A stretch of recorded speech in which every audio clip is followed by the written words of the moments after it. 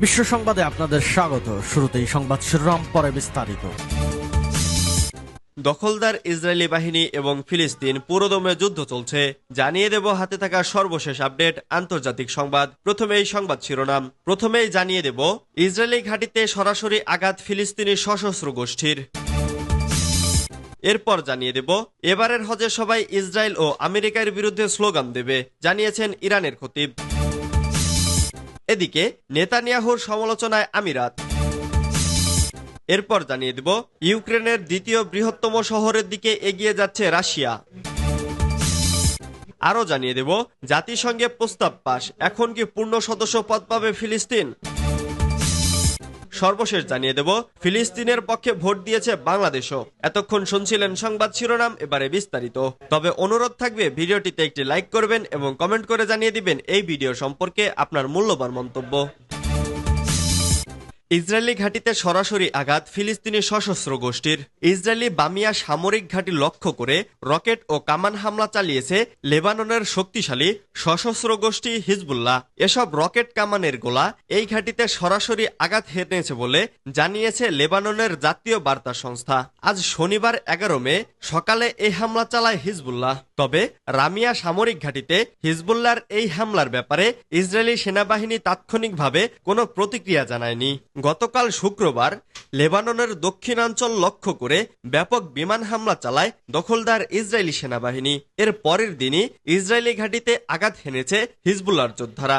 শুক্রবার চালানো ইসরায়েলের বিমান হামলায় আঘাত হানে একটি মোবাইল ফোন ট্রান্সমিশন সাইটে, যেটি লেবাননের তায়ার হারাফে অবস্থিত। ওই হামলায় একজন প্যারামেডিক এবং রক্ষণাবেক্ষণের দায়িত্বে থাকা এক কর্মী প্রাণ হারায়। ওই হামলার পরই প্রতিশোধ নিতে হিজবুল্লাহর যোদ্ধারা ইসরায়েলের সামরিক ঘাঁটিতে আঘাত হেনেছে বলে ধারণা করা হচ্ছে। হিজবুল্লাহ জানিয়েছে তারা ইসরায়েলের একটি নজরদারি স্থাপনায় হামলা চালিয়েছে এবং তাদের চালানো হামলা সরাসরি আঘাত হেনেছে। গত বছরের 7 অক্টোবর ফিলিস্তিনি সশস্ত্র গোষ্ঠী হামাস ও ইসরায়েলের মধ্যে যুদ্ধ শুরু হয়। এর পরের দিন থেকে ইসরায়েলের ওপর হামলা চালানো শুরু করে হিজবুল্লাহ। এবারের হজে সবাই ইসরায়েল ও আমেরিকার বিরুদ্ধে স্লোগান দেবে, জানিয়েছেন ইরানের খতিব। ইসলামী প্রজাতন্ত্র ইরানের প্রভাবশালী আলেম হুজ্জাতুল ইসলাম কাজেম সিদ্দিকী হজকে ধর্মীয় বিধিবিধানের পরিপূর্ণতার প্রতীকী হিসেবে অভিহিত করেছেন। আজ তেহরানে জুম্মার নামাজের খুতবায় তিনি এসব কথা বলেন। তিনি বলেছেন, বারাআত বা মুশরিকদের সঙ্গে সম্পর্কছেদের বিষয়টি না থাকলে হজের বার্তা মুসলিম উম্মার কাছে সঠিকভাবে পৌঁছাবে না। এবছরের হজও বারআতের হজ। এবারের হজে অংশগ্রহণকারী ব্যক্তিরা তারা যে জাতিরই হোক না কেন এবার আমেরিকা ধ্বংস হোক বলে স্লোগান দেবেন। গাজা উপত্যকায় ইসরায়েলি হত্যা নৃশংসতার প্রতি ইঙ্গিত করে তেহরানের জুমার নামাজের খতিব আরো বলেন, গাজার ঘটনাবলী হজের আনুষ্ঠানিকতায় একটা টার্নিং পয়েন্ট হিসেবে গণ্য হবে। মানবাধিকারের বিরুদ্ধে পশ্চিমাদের অবস্থান গাজার ঘটনায় স্পষ্ট হয়েছে। তিনি বলেন, আমরা গাজায় দেখতে পাচ্ছি নজিরবিহীন নিপীড়নের মধ্যে গাজাবাসী প্রতিরোধ গড়ে তুলেছে। একই সঙ্গে সেখানে আমেরিকা এবং ইসরায়েলের নিষ্ঠুরতার সাক্ষী হচ্ছে গোটা বিশ্ব। সারা বিশ্বে দখলদার ইসরায়েলের বিরুদ্ধে ছাত্রছাত্রীদের আন্দোলনের প্রশংসা করে ইরানের এই আলেম বলেন, সারা বিশ্বে শিক্ষার্থীরা একটি স্বতঃস্ফূর্ত সমন্বিত আন্দোলন গড়ে তুলেছে, কিন্তু মানবাধিকার ও নারীর অধিকারের দাবিদারেরা তাদের সঙ্গে বর্বর আচরণ করছে। নির্যাতিতদের মধ্যে মেয়েরাও রয়েছেন। নেতানিয়াহুর সমালোচনায় আমিরাত। দখলদার ইসরায়েলি প্রধানমন্ত্রী বেনিয়ামিন নেতানিয়াহুর কঠোর সমালোচনা করেছে সংযুক্ত আরব আমিরাত। আমিরাতের পররাষ্ট্রমন্ত্রী শেখ আবদুল্লাহ বিন জায়েদ আল নাহিয়ান সামাজিক যোগাযোগ মাধ্যম এক্সে লিখেছেন, এ উদ্যোগ নেওয়ার জন্য আইনি এখতিয়ার নেই ইসরায়েলি প্রধানমন্ত্রীর। গাজায় ইসরায়েলি উপস্থিতিকে আড়াল করার কোনো পরিকল্পনায় যুক্ত হবেন না সংযুক্ত আরব আমিরাত। ব্রিটিশ বার্তা সংস্থা রয়টার্স এ খবর জানিয়েছে। তিনি বলেন, ফিলিস্তিনি জনগণের আশা ও আকাঙ্ক্ষাকে ধারণা করে এমন একটি ফিলিস্তিনি সরকারকে সহযোগিতা প্রস্তুত রয়েছে আমিরাত। এর মধ্যে ফিলিস্তিনের স্বাধীনতাও রয়েছে। গত সপ্তাহে এক সাক্ষাৎকারে সাক্ষাৎকারে নেতানিয়াহু বলেছিলেন, যুদ্ধের পর গাজা পরিচালনার জন্য একটি বেসামরিক সরকারকে আমিরাত, সৌদি আরব ও অপর দেশগুলো সহযোগিতা করতে পারে। যুদ্ধের পর গাজার ভবিষ্যৎ সরকারের উপসর্গীয় দেশটির সম্ভাব্য ভূমিকা নিয়ে নেতানিয়াহুর মন্তব্যের পর শনিবার 11 মে এ সমালোচনা করল দেশটি। মধ্যপ্রাচ্যের যে কয়টি দেশ ইসরায়েলের সঙ্গে কূটনৈতিক সম্পর্ক স্থাপন করেছে সেগুলোর মধ্যে একটি প্রভাবশালী দেশ হলো আমিরাত। প্রায় 7 মাস ধরে ফিলিস্তিনের গাজায় ইসরায়েলি আগ্রাসন চলমান থাকলেও এ সম্পর্ক অব্যাহত রয়েছে। ইউক্রেনের দ্বিতীয় বৃহত্তম শহরের দিকে এগিয়ে যাচ্ছে রাশিয়া। ইউক্রেন যুদ্ধে নতুন করে অগ্রসর হতে শুরু করেছে রাশিয়া। রুশ সেনারা ইউক্রেনের দ্বিতীয় বৃহত্তম শহর খার্কিভে সাঁজোয়া বহর নিয়ে এগিয়ে যাচ্ছে। গতকাল শুক্রবার আকস্মিক এই অভিযান শুরু করে মস্কো।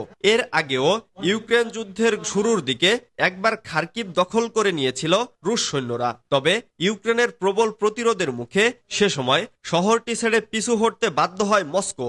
বার্তা সংস্থা রয়টার্সের খবরে বলা হয়েছে, এতদিন রাশিয়া ইউক্রেনের দক্ষিণ ও পূর্ব দিকের অঞ্চলগুলোতে অভিযান চালালেও পুতিন এবার নতুন ফ্রন্ট খুলতে চাচ্ছেন। এরই মধ্যে রুশ বাহিনী খার্কিভ শহরের দিকে বেশ খানিকটা এগিয়ে গেছে। শুক্রবার সন্ধ্যায় ইউক্রেনের জেনারেল স্টাফ প্রথমবারের মতো বলেছেন, রাশিয়া সুমি ও চেরনিহিভের কাছাকাছি ইউক্রেনীয় অঞ্চলের কাছে খার্কিভ শহরের উত্তরে সেনা সমাবেশ করেছিল। রুশ সেনারা ভোর 5টার দিকে সাঁজোয়া বহর নিয়ে হামলা শুরু করে।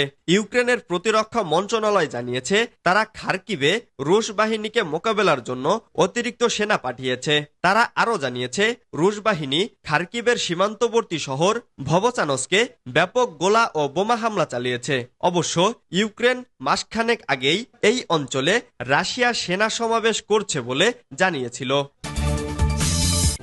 জাতিসংঘে প্রস্তাব পাশ, এবার কি পূর্ণ সদস্যপদ পাবে ফিলিস্তিন? ফিলিস্তিনকে পূর্ণ সদস্যপদ দেওয়ার জন্য নিরাপত্তা পরিষদের প্রতি আহ্বান জানিয়ে একটি প্রস্তাব পাশ হয়েছে জাতিসংঘের নিরাপত্তা পরিষদে। এর ফলে সাধারণ পরিষদ জাতিসংঘের ভেতরে ফিলিস্তিনের অধিকার সীমা আরো বাড়িয়েছে এবং সদস্য হিসেবে তাদের অন্তর্ভুক্তির দাবিকে আরো জোরালো করেছে।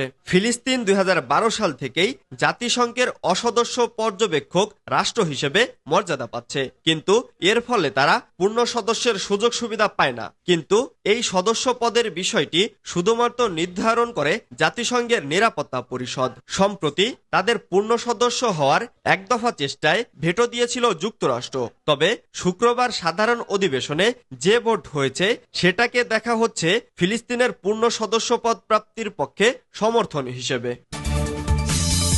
ফিলিস্তিনের পক্ষে ভোট দিয়েছে বাংলাদেশও।